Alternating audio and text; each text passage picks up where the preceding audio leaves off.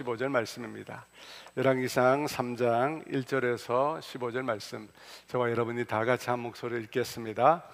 솔로몬이 애굽 왕 바로와 더불어 혼인 관계를 맺어 그의 딸을 맞이하고 다윗 성에 데려다가 두고 자기의 왕궁과 여호와의 성전과 예루살렘 주위의 성의 공사가 끝나기를 기다리니라. 그때까지 여호와의 이름으로 성전을 아직 건축하지 아니하였으므로 백성들이 산당에서 제사하며 솔로몬이 여호와를 사랑하고 그의 아버지 다윗의 법도를 행하였으나 산당에서 제사하며 분향하더라. 이 왕이 제사하러 기본으로 가니 거기는 산당이 큼이라. 솔로몬이 그 제단에 1000번제를 드렸더니 기본에서 밤에 여호와께서 솔로몬의 꿈에 나타나시니라. 하나님이 이르시되 내가 내게 무엇을 줄고 너는 구하라. 솔로몬이 이르되 주의 종 내 아버지 다윗이 성실과 공의와 정직한 마음으로 주와 함께 주 앞에서 행함으로 주께서 그에게 큰 은혜를 베푸셨고 주께서 또 그를 위하여 이 큰 은혜를 항상 주사 오늘과 같이 그의 자리에 앉을 아들을 그에게 주셨나이다. 나의 하나님 여호와여, 주께서 종으로 종의 아버지 다윗을 대신하여 왕이 되게 하셨사오나 종은 작은 아이라 출입할 줄을 알지 못하고 주께서 택하신 백성 가운데 있나이다. 그들은 큰 백성이라 수요가 많아서 셀 수도 없고 기록할 수도 없사오니 누가 주의 이 많은 백성을 재판할 수 있사오리까? 듣는 마음을 종에게 주사 주의 백성을 재판하여 선악을 분별하게 하옵소서. 솔로몬이 이것을 구하매 그 말씀이 주의 마음에 든지라.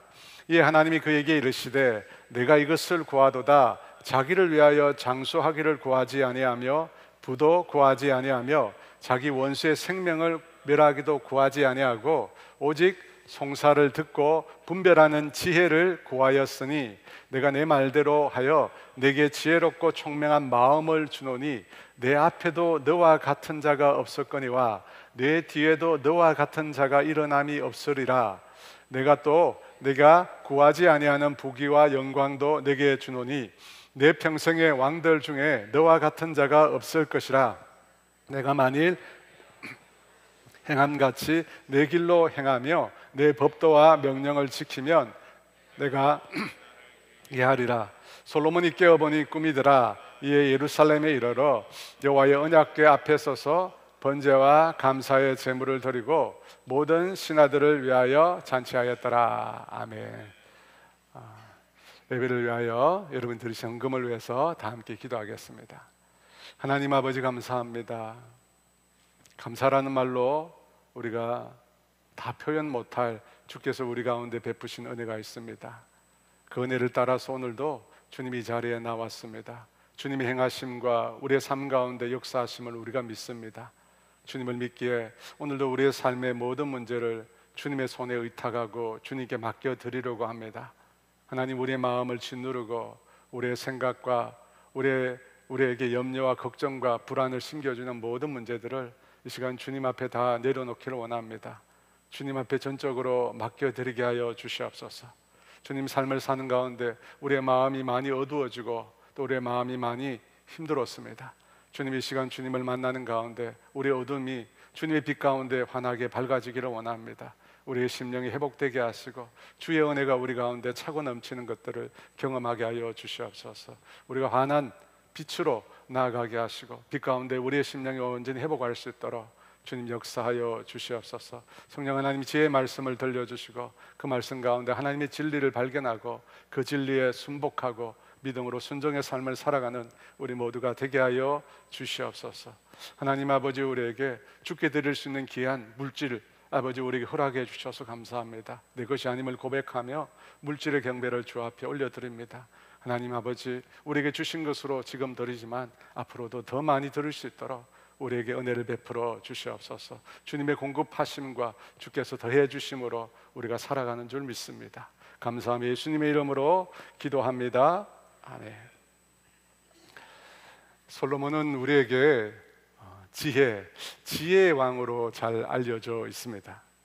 그런데 성경에 보면 이 솔로몬의 생애를 크게 두 부분으로 구분해서 말씀하고 있음을 우리가 발견할 수 있습니다. 하나님의 말씀에 순종해서 복을 받았던 초기와 불순종으로 인하여 심판을 받았던 솔로몬의 후기로 성경에 보면 나누어져 있습니다. 오늘 본문 1절과 2절을 보면 왕으로서 솔로몬이 했던 초기 통치 행위가 나옵니다. 그런데 이 말씀을 보면 그의 초기 행적도 순결하지만은 않았다는 것을 우리가 조금 알 수 있습니다. 1절 말씀인데요, 우리 같이 읽습니다. 솔로몬이 애굽의 왕 바로와 더불어 혼인 관계를 맺어 그의 딸을 맞이하고 다윗성에 데려다가 두고 자기의 왕궁과 여호와의 성전과 예루살렘 주위의 성의 공사가 끝나기를 기다리니라. 하나님께서는 이스라엘 왕들로 하여금 그 이웃 나라와 동맹을 맺는 것을 엄격히 금하셨습니다. 이웃 나라의 공주와 혼인을 통해서 이스라엘의 안전을 확보하려고 하는 그런 외교적 전략을 하나님께서 기뻐하지 않으셨습니다. 왜냐하면 이웃 나라의 혼인을 통해서 그 공주를 통해서 그들의 우상과 종교가 이스라엘에 들어와서 이스라엘 백성을 타락하게 만들 것을 우려하셨기 때문입니다.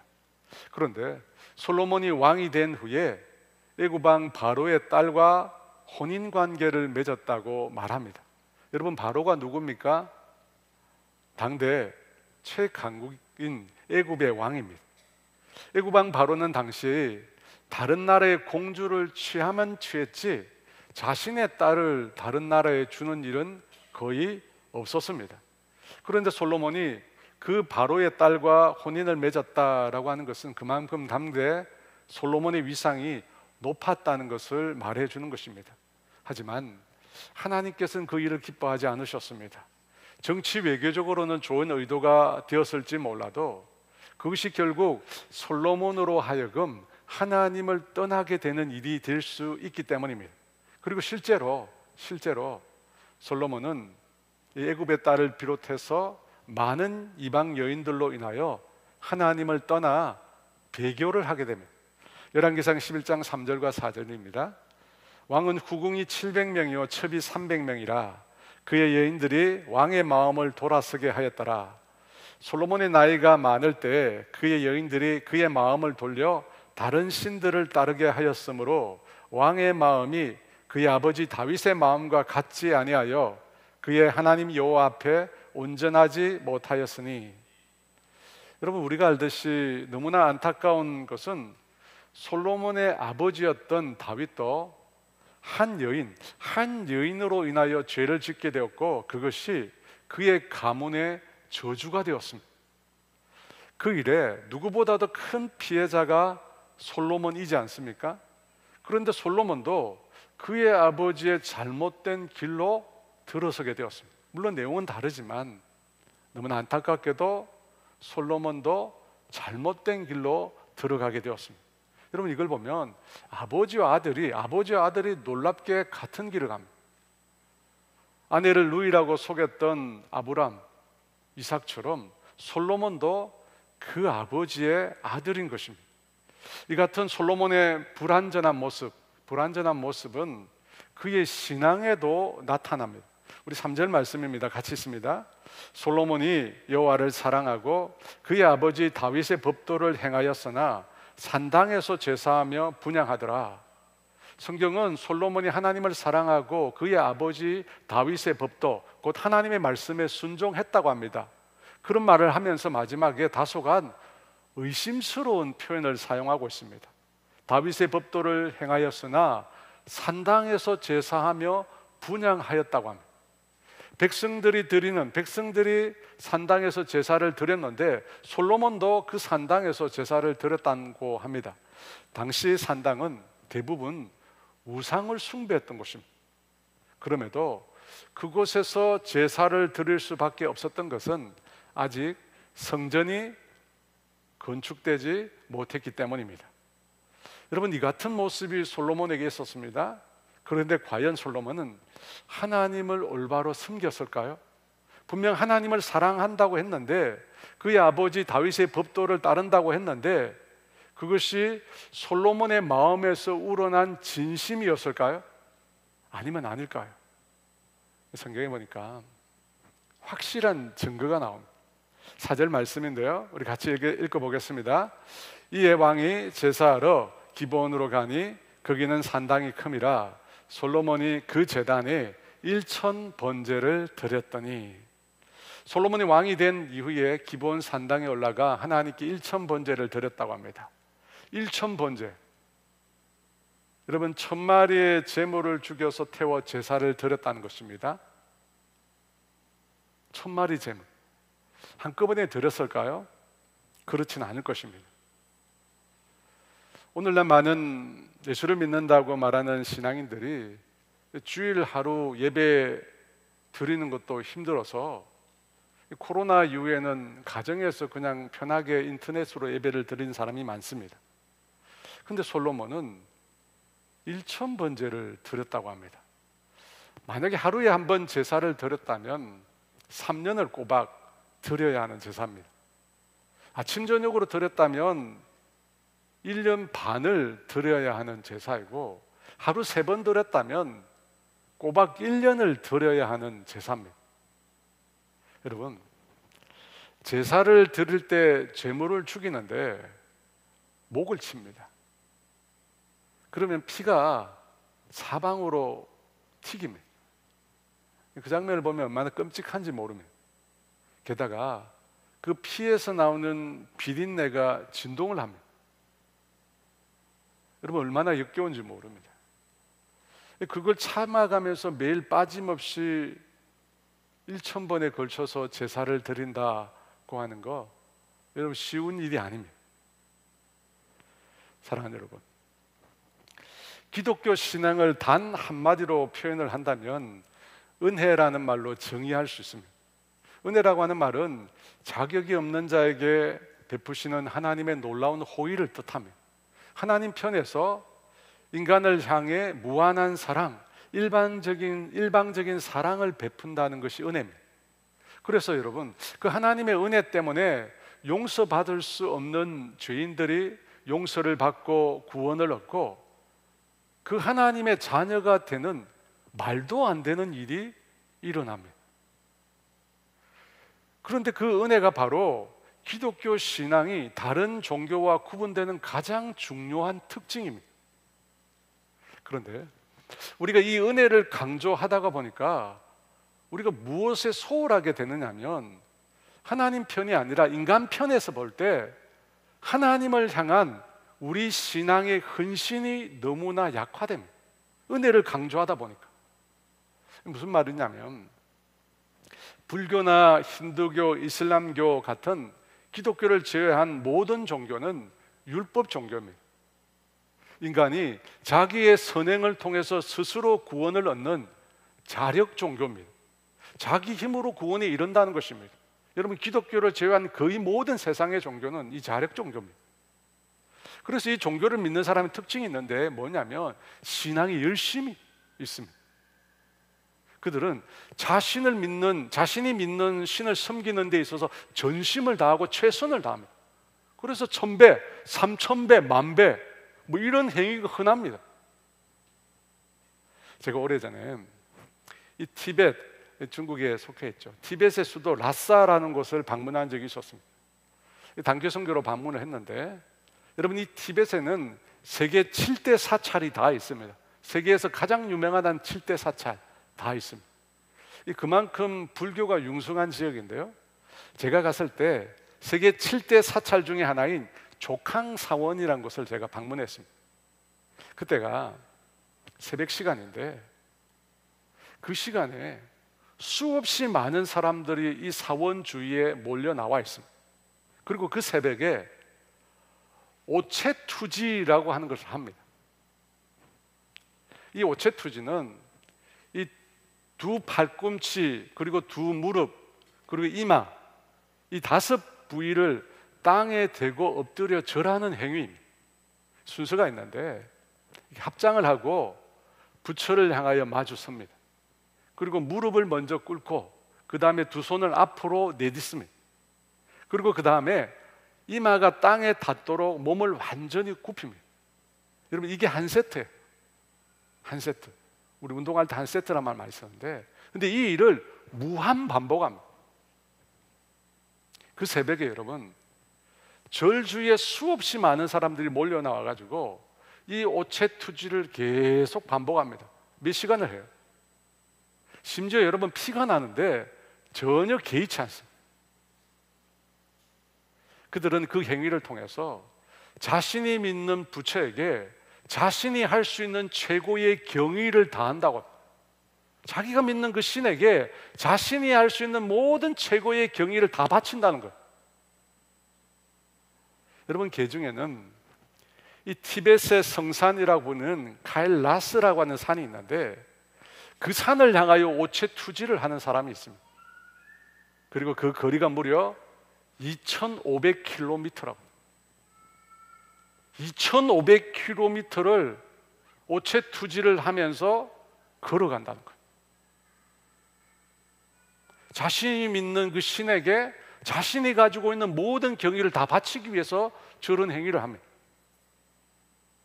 여러분, 그렇게 함에도 안타까운 것은 그들이 믿는 신앙을 통해서 구원을 얻었다는 확신을 가지지 못합니다. 왜냐하면 그들이 믿는 신은 실제로 존재하지 않기 때문입니다. 저는 그 당시 저 사람들의 오체투지를 보면서 하나님 앞에 회개를 많이 했습니다. 아니, 그 이른 새벽에 해가 뜨기도 전부터 온몸을 다 바쳐서 저렇게 경배를 하는데, 나는 고작 앉아서 예배하는 것조차 힘들어하는 모습을 보면서 주님 앞에 너무 부끄러웠어요. 정말 주님을 믿는다고 하는데 정말 과연 나는 하나님을 향하여 열심히 있는가? 내가 하고 있는 신앙의 삶이 너무나 부족하지 않는가? 정말 뼈 깊게 반성을 했습니다. 사랑하는 여러분, 여러분은 진정 하나님을 믿으십니까? 하나님께서 살아계시며 그분이 하나뿐인 당신의 독생자 예수 그리스도를 보내셔서 우리를 죄를 대신 지시고 십자가에서 우리를 위하여 죽임을 당하셨다는 사실을 진정으로 믿으십니까? 저와 여러분을 향한 그 하나님의 사랑, 그 하나님의 사랑을 정말로 여러분이 확신하십니까? 저는 그런 우려를 가지고 있습니다. 앞서 언급했듯이 은혜라는 이름으로 하나님을 향한 나의 신앙의 게으름을 정당화시키고 있지는 않은가. 우리는 계속 은혜란 말을 합니다.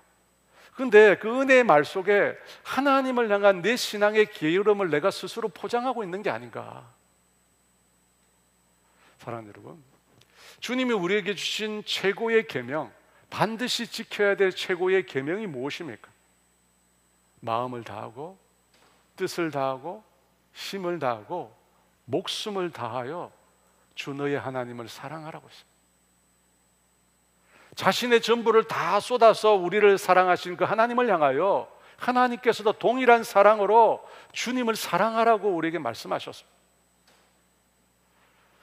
그런데 과연 정말 진정으로 나의 모든 것을 다해서 그 하나님을 사랑하고 계십니까? 만약 정말 내가 그 하나님을 사랑하고 있다면 무엇으로 그것을 증명하시겠어요? 내가 하나님을 지금 사랑하고 있어. 난 정말 내 목숨을 다하여 나의 뜻을 다하여 힘을 다하여 마음을 다하여 하나님을 사랑하고 있어. 여러분, 그것을 무엇으로 여러분 증명해서 말할 수 있겠습니까? 저는 숫자를 별로 안 좋아합니다. 숫자라고 하는 것은 우리의 모든 걸 다 담을 수 없고, 또 숫자라고 하는 것은 우리 자신을 자랑하는 수단이 또 되기 때문입니다.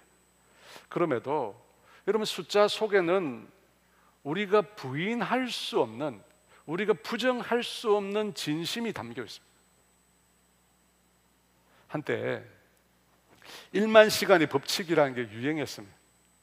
어떤 분야에서 이 세상 최고 수준의 전문가가 되려면 최소 1만 시간 정도의 훈련이 필요하다는 그런 이론이었습니다.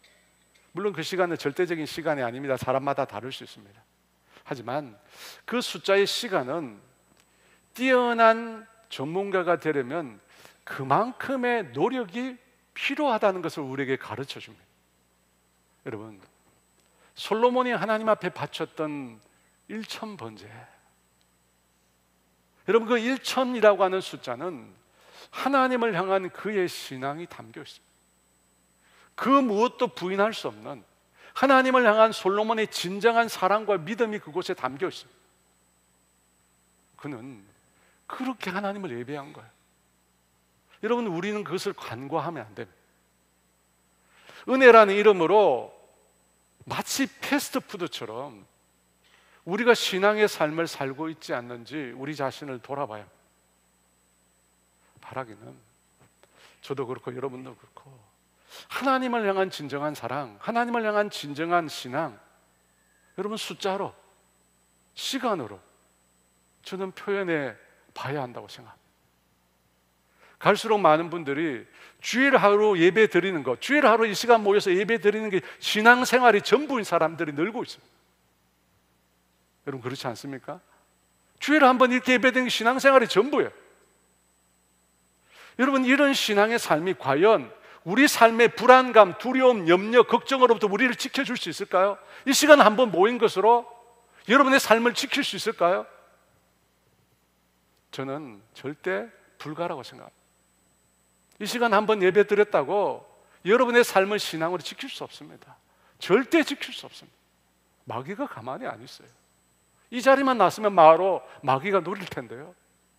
무슨 힘으로 우리가 지킵니까? 사랑하는 여러분, 1000을 기억하십시오. 1000이라는 숫자는 많다는 의미도 있지만 다른 의미로 온전함을 뜻합니다. 하나님을 향하여 온전한 마음을 들었다는 거예요. 자신의 모든 걸 다 드렸다는 겁니다.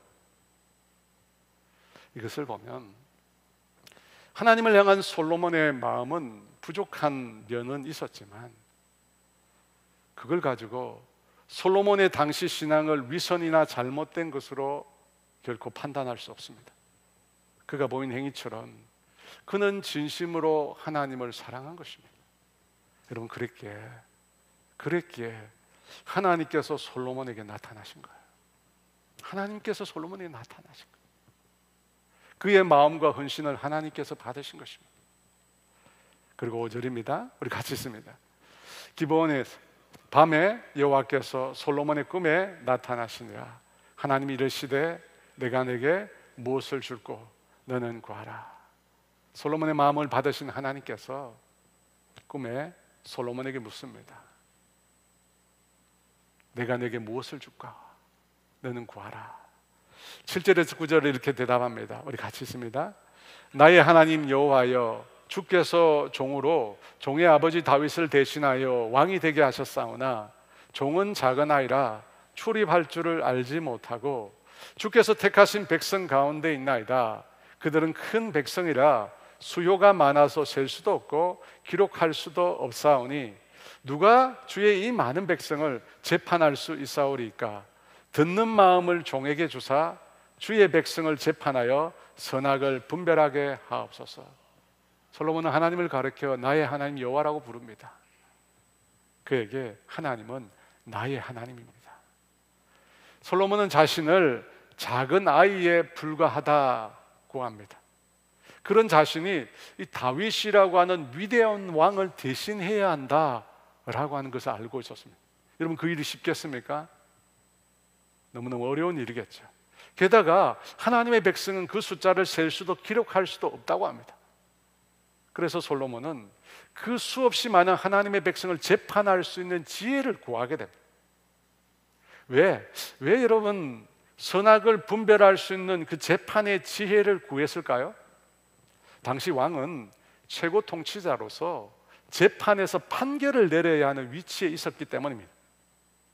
그런데 여러분, 그 재판에서 옳고 그름, 선과 악을 분별을 잘못하면 왕이 내린 그 선과 악에 대한 분별, 재판을 잘못하게 되면 어떻게 될까요?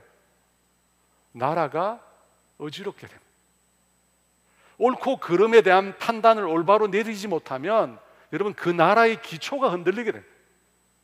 그것을 알고 있었기에 솔로몬은 선악을 아는 분별의 지혜를 구한 것입니다. 그런데 성경은 솔로몬이 구한 것을 지혜라고 말하지 않고 듣는 마음이라고 합니다. 이 듣는 마음이 사실은 지혜인데요, 원어로는 마음이나 가슴이 듣게 해달라는 뜻입니다. 여러분, 그러면 무엇을 듣게 해달라는 것이었을까요? 백성들의 고통과 아픔의 소리입니다.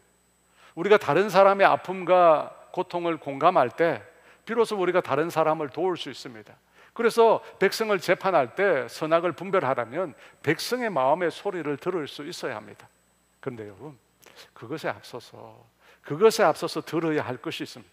여러분, 무엇을 들어야 합니까? 무엇을 들을 수 있어야 합니까? 하나님의 말씀입니다.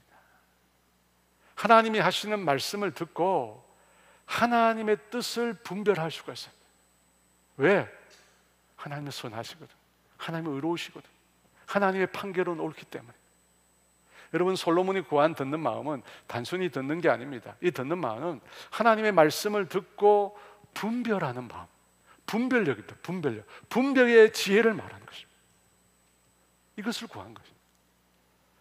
사랑하는 여러분, 우리가 삶의 구체적인 상황 속에서 하나님의 말씀을 듣고 하나님의 뜻을 분별하는 것이 얼마나 중요한지 모릅니다.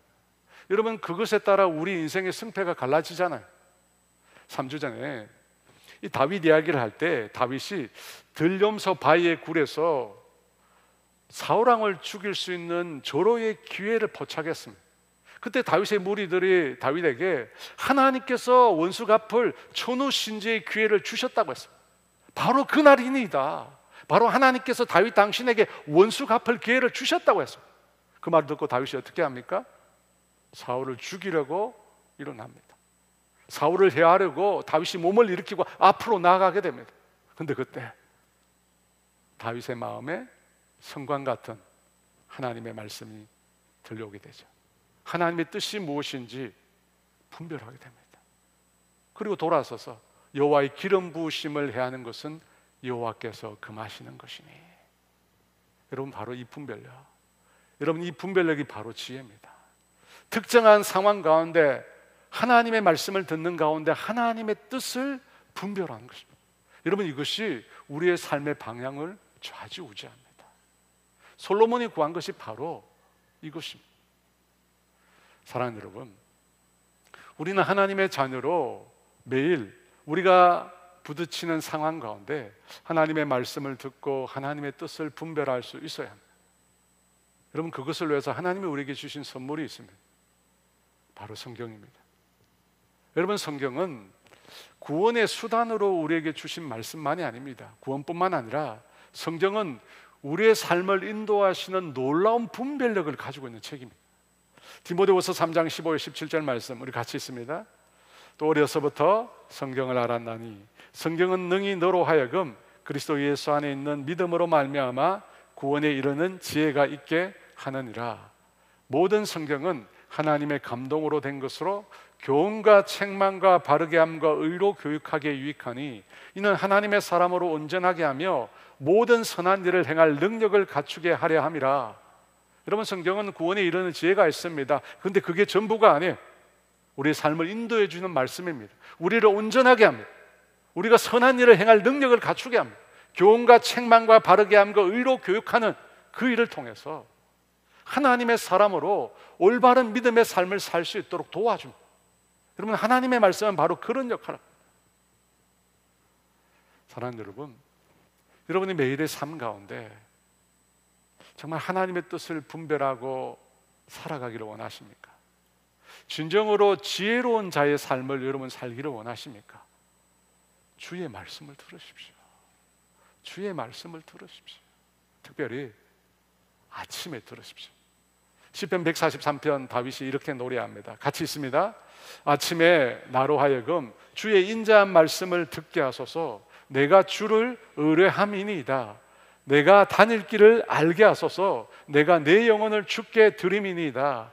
주의 인자한 말씀을 듣게 하소서. 그 다음에 무엇이라고 나와 있습니까? 내가 다닐 길을 알게 하소서. 주의 인자한 말씀을 듣고 내가 다닐 길을 알게 하소서. 여러분, 언제? 아침에. 여러분, 우리가 아침에 말씀을 들어요.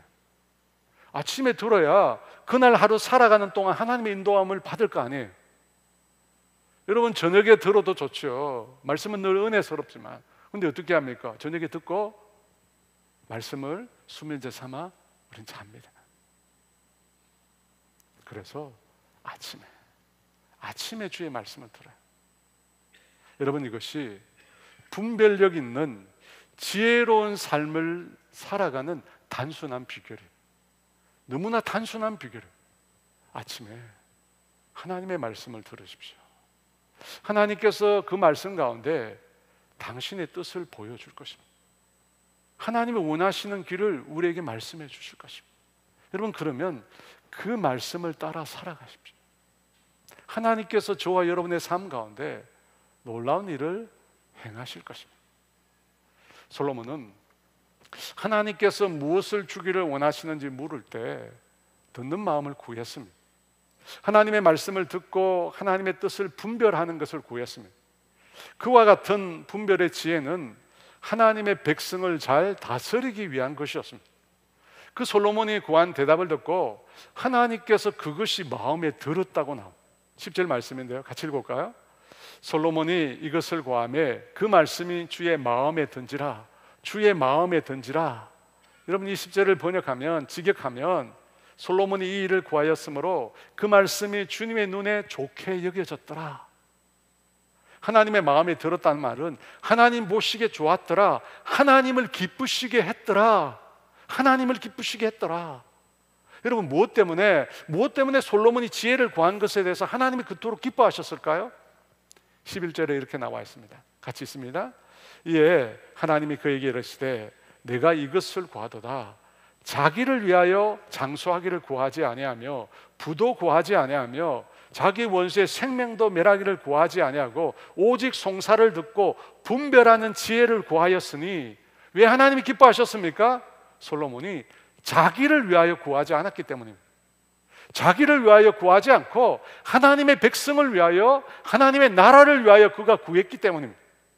당시 모든 열방의 왕들은 부귀와 영화와 장수와 원수 갚는 것을 구했습니다. 여러분, 이것들은 전부 인간의 욕심에 근거한 것입니다. 그런데 솔로몬은 그 같은 자기를 위한 욕심을 구하지 않고 하나님의 백성을 위한 지혜를 구했다는 것입니다. 그것이 여러분, 하나님의 마음을, 소위 말해서 하나님의 마음을 감동시킨 거예요. 하나님의 마음을 감동시켰어요. 하나님을 기쁘시게 한 거예요. 왜냐하면 하나님께서 이스라엘 백성 가운데 왕을 세우실 때 제일 우려했던 점이 바로 이것이기 때문에, 하나님을 대신하여 이스라엘 다스릴 왕이 탄생하면 그 왕이 하나님의 나라를 구하지 않고 하나님의 백성을 구하지 않고 자기의 유익을 구하는 것을 하나님이 우려하셨습니다. 실제로 사울이 그랬잖아요. 자기를 위하여 기념비를 세웠습니다. 하나님은 보이지 않아요. 하나님이 행하신 것을 그가 도둑질했습니다. 그런데 그와 같은 우려를 솔로몬이 단번에 불식시킵니다. 자기를 위하여 구하지 않았습니다. 사랑하는 여러분, 타락한 인간 본성의 중심에는 병든 자아가 있습니다. 병든 자아가 있습니다. 아담이 범죄하기 전과 범죄한 후에 달라진 점이 뭐냐? 딱 한마디로 누구를 위하느냐입니다. 누구를 위하느냐. 범죄하기 전에 아담은 하나님을 위했습니다. 그리고 자기 곁에 있는 아내 하와를 위하는 마음이 있었습니다. 하지만 범죄한 이후에 아담은 자신의 잘못을 하나님의 탓으로 돌립니다. 자신의 잘못을 하와의 탓으로 돌립니다. 여러분, 이것이 인간이 범죄하고 난 이후에 드러난 결과입니다. 이제 인간은 철저히 자기밖에 모르는 이기주의자가 되었습니다. 그런데 솔로몬은 자기를 위하여 구하지 않았습니다. 자기를 위하여라는 이 욕망을 내려놓고 하나님의 백성을 위하여, 하나님의 나라를 위하여 분별의 지혜를 구한 것입니다. 여러분, 그것이 하나님을 기쁘시게 했어요. 하나님을 기쁘시게, 하나님 보시기에 좋았다는 것입니다. 그렇게 여러분, 하나님을 기쁘시게 할 때 그 다음 하나님께서 그 솔로몬에게 어떻게 대답하십니까? 솔로몬에게 상상도 할 수 없는 어마어마한 복을 내리십니다. 솔로몬이 구하지 않은 놀라운 복을 하나님이 허락해 주십니다.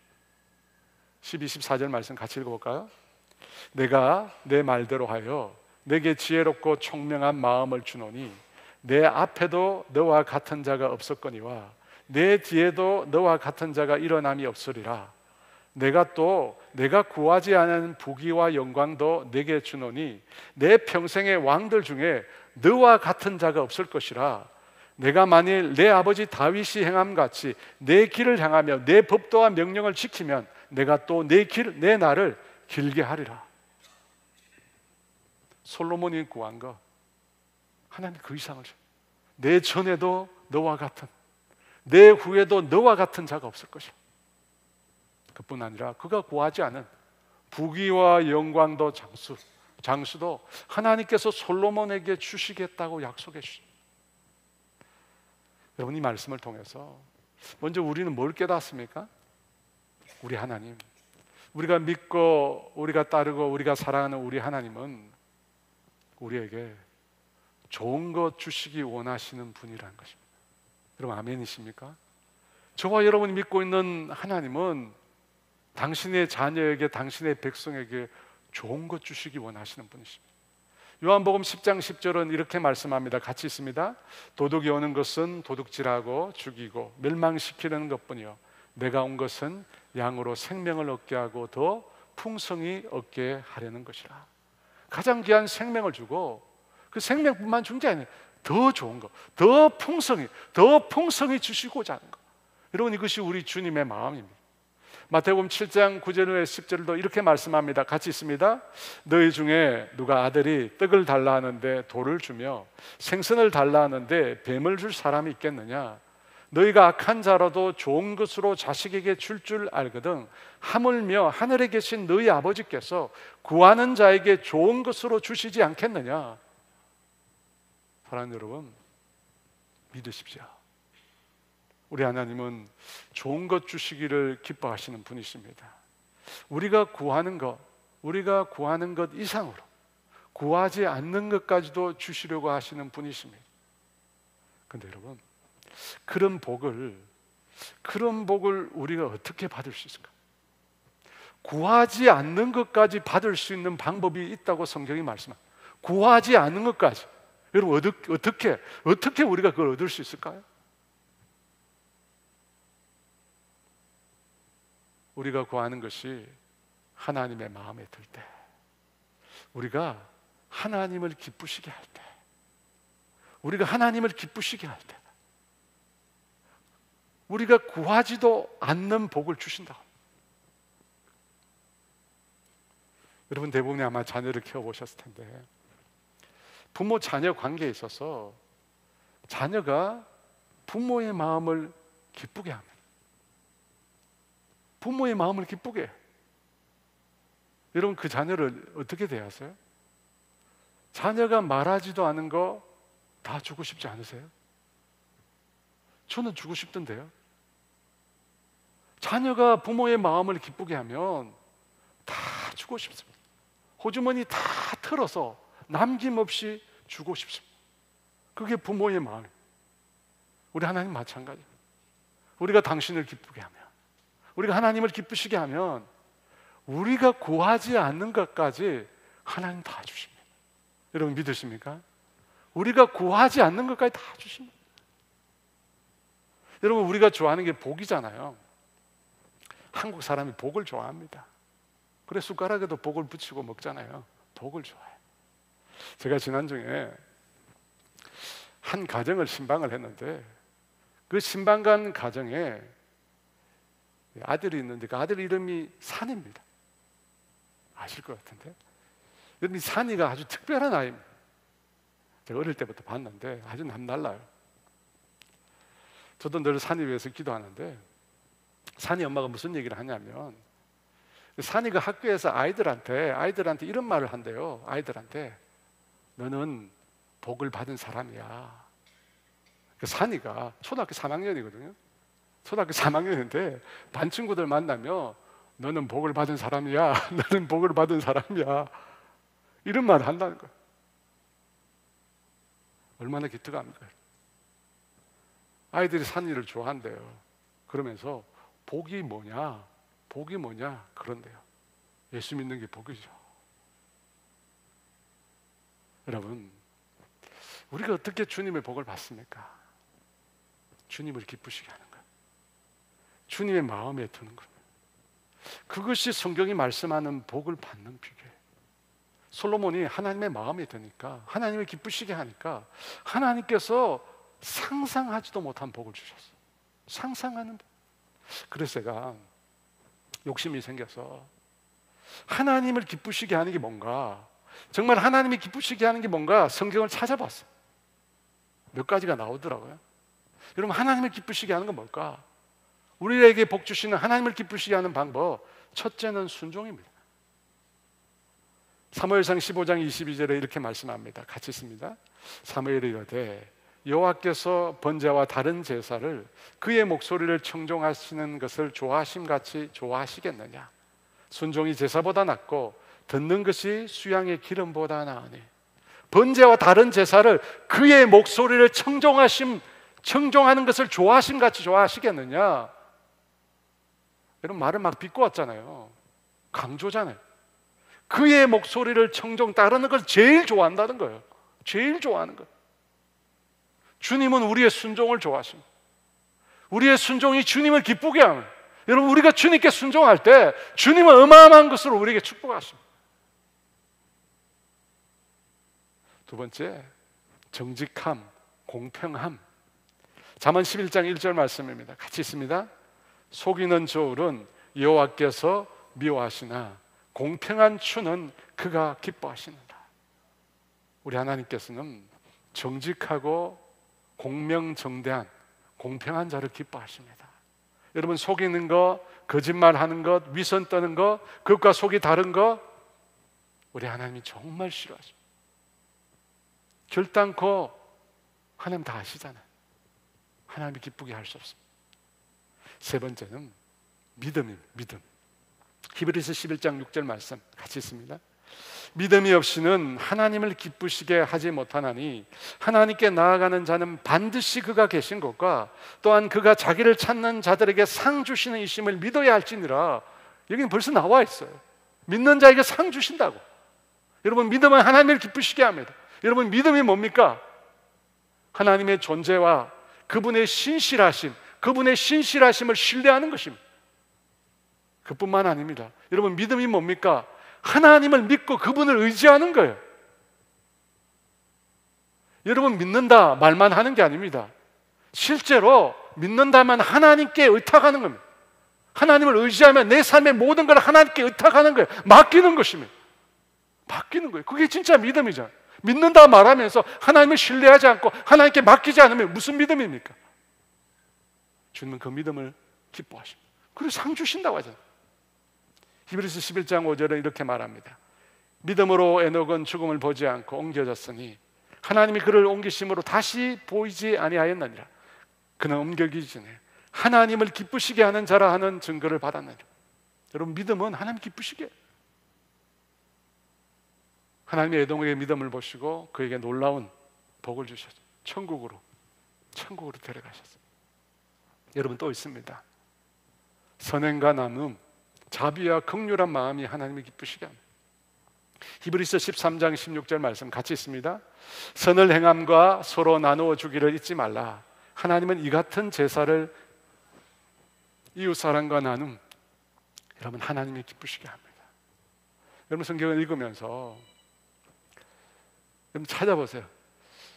하나님을 기쁘시게 하는 걸 찾아보세요. 그리고 여러분 표시를 하세요. 그리고 그걸 붙들고 기도하세요. 성경이 약속하고 있습니다.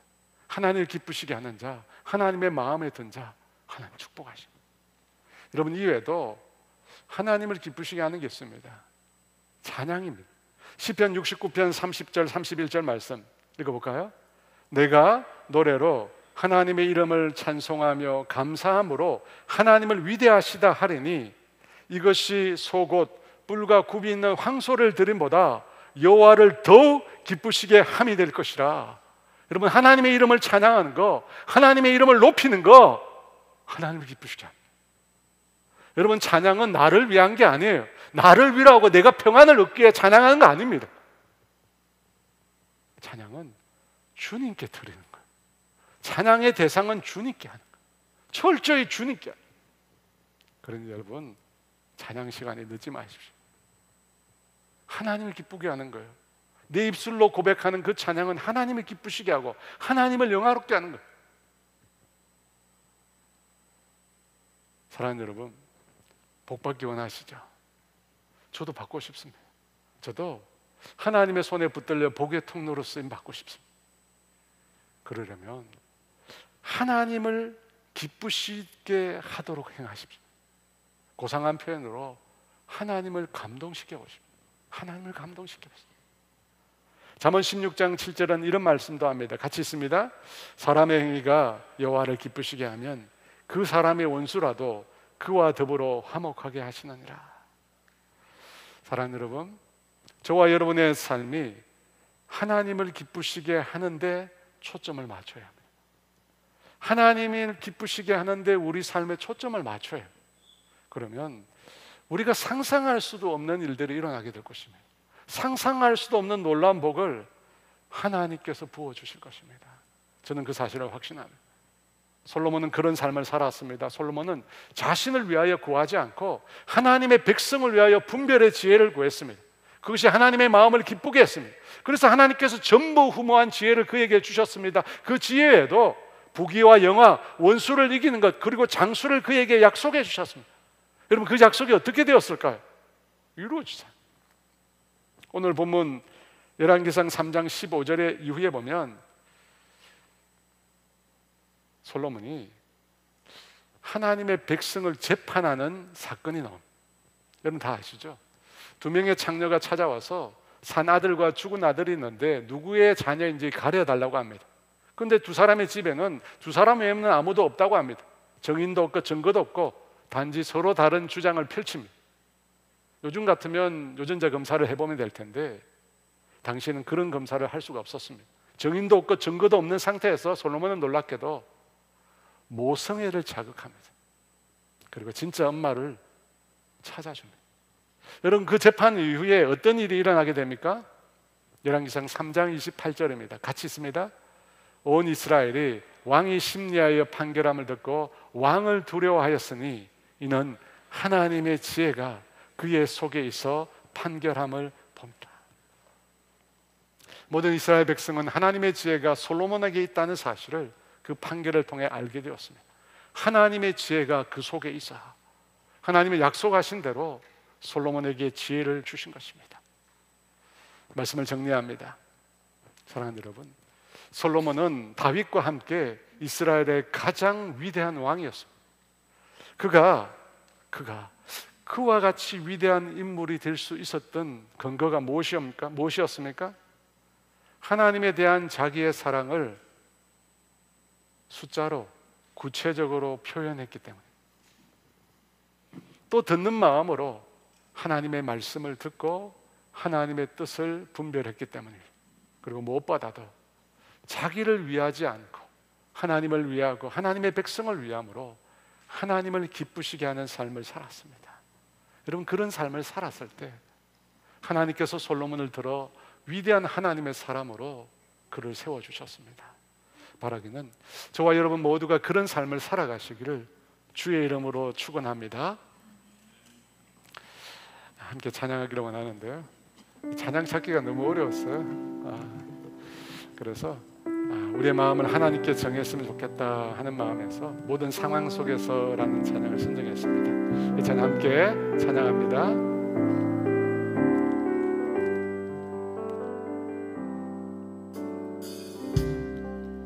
모든 상황 속에서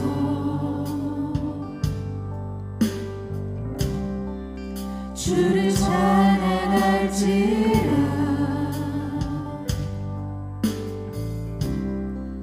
주는 너의 큰 상급,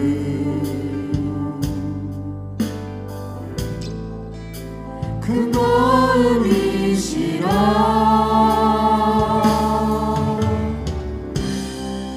주의 얼굴 구할 때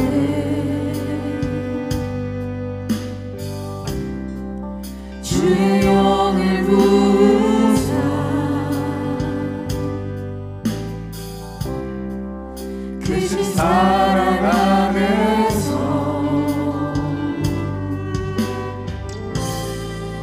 주를 보게 하소서.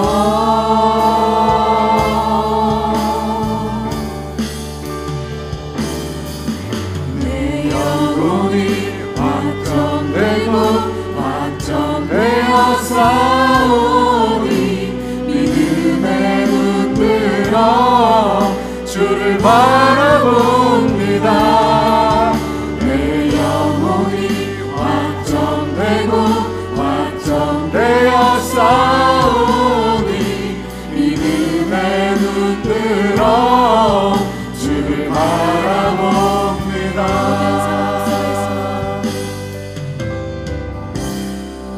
모든 상황 속에서 주를 찬양할지라.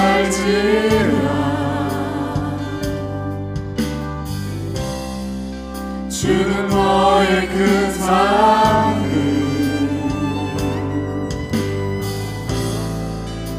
큰 도움이시라.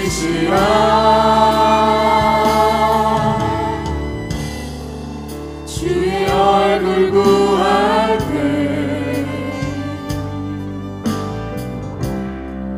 주의 영을 부사 크신 사랑 안에서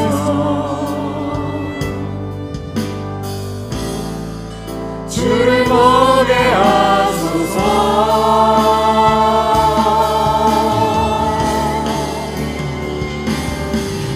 내 영혼이 확정되고 확정되어 싸우니 믿음의 눈 들어 주를 바라봅니다.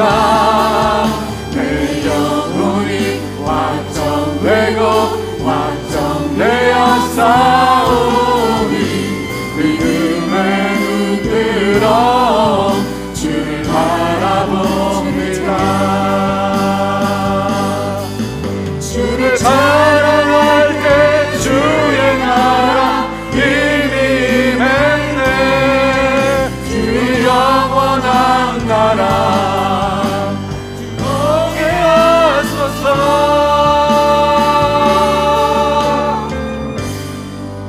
확정되고 확정되어 싸우니 믿음의 눈 들어 주를 바라봅니다. 내 영혼이 확정되고 확정되어 싸우니 믿음의 눈 들어 주를 바라봅니다.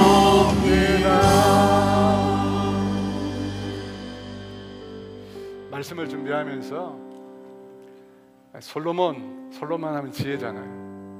지혜에 대한 것만 계속 생각을 했는데 성경을 들여다보니까 그 지혜가 나오기 이전의 것이 있더라고요. 1000이라는 숫자였어. 1000이라는 숫자. 여러분, 솔로몬은 하나님 앞에서 자신의 신앙을 증명해냈어요. 증명해냈습니다. 여러분, 거기서 시작한 거예요. 거기서 시작한 거예요. 왜 하나님 나에게는 응답을 주시지 않습니까? 하나님, 내가 이토록 오래 기도하고 있는데 왜 나에게 응답이 없습니까? 여러분, 그 응답을 구하기 전에, 하나님께로부터 오는 은혜를 구하기 전에 여러분이 정말로 그 하나님을 믿고 그 하나님 사랑한다는 걸 증명하십시오. 성경에 보면 다니엘이라는 인물이 있습니다. 여러분, 다니엘은 놀랍게도 국가가 3번 바뀌는 내내 총리직을 하는 전무후무한 인물이었습니다. 무려 60년을 그가 총리직에 있었다고 말합니다. 어떻게 그런 일이 있을 수 있습니까? 그는 왕 외에는 그 누구에게도 저라면 사자굴에 던진다고 했을 때 그 소식을 알고도 자기 집으로 돌아와서 예루살렘을 향한 창의 문을 열고 전에하던 대로 하나님께 기도했다고. 전에하던 대로. 여러분, 그 세월이 사람들에 의하면 60년이 넘는다고 합니다. 60년이 넘어요. 다니엘은 그 숫자로 자신의 신앙을 증명했습니다. 사랑하는 여러분, 여러분의 신앙을 증명하십시오. 하나님을 기쁘시게 하는 삶을 사십시오. 하나님께서 도무지 여러분을 축복하지 않으면 안 되겠다는 마음이 들도록 여러분의 신앙을 증명하시고 하나님을 기쁘시게 하는 삶을 사십시오. 하나님은 반드시 우리가 상상할 수도 없는, 우리가 구하는 것 이상 반드시 우리에게 응답하실 것입니다. 우리에게 주시기를 원하시는 주님, 우리에게 넘치도록 채워주시기를 원하시는 그 주님 바라보며 우리 주 예수 같이 기도합니다. 주여!